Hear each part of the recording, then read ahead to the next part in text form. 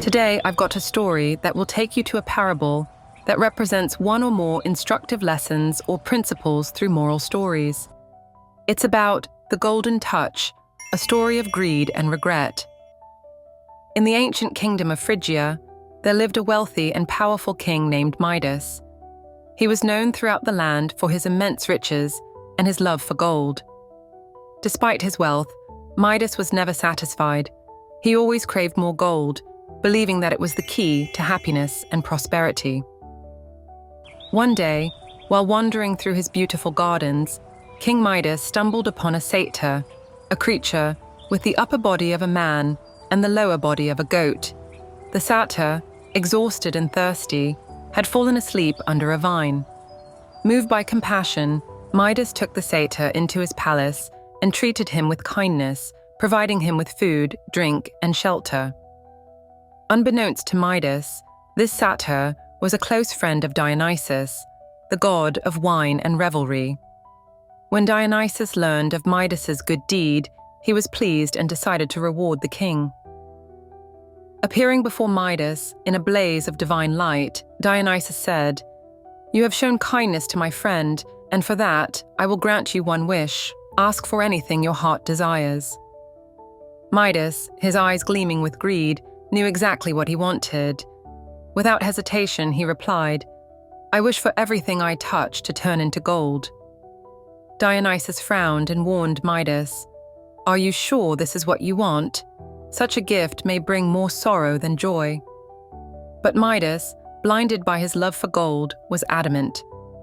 "Yes, that is my wish," he insisted. Reluctantly, Dionysus granted the wish. "So be it," he said, "but remember, not all that glitters is gold." With that, the god disappeared, leaving Midas to test his newfound power. Overjoyed, Midas began touching everything around him.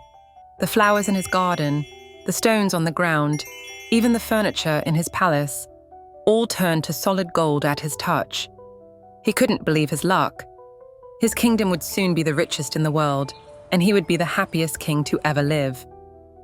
However, as the day went on, Midas began to realize the true nature of his wish. When he sat down to eat, every piece of food he touched turned into gold, rendering it inedible. His bread became a golden brick, and his wine solidified into a worthless lump of metal. Midas grew hungry and frustrated, but his troubles were only beginning. Later that day, Midas's beloved daughter, the light of his life, came running to greet him. Seeing the distress on her father's face, she rushed to embrace him, hoping to comfort him. But as soon as her skin made contact with his, she too turned into a lifeless statue of gold.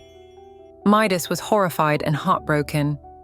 The golden touch that had seemed like a blessing was now the worst curse he could imagine.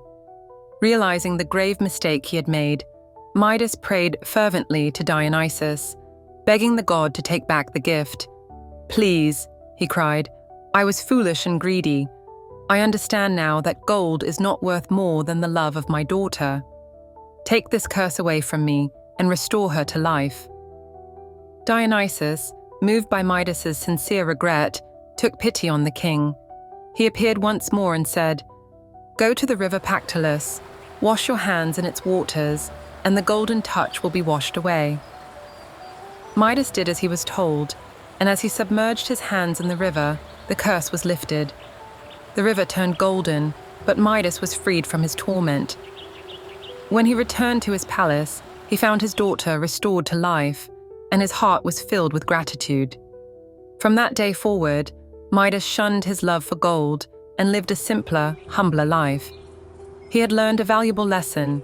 True happiness cannot be found in wealth or material possessions, but in the love and well-being of those we hold dear. Thanks for watching, and until next time, stay inspired.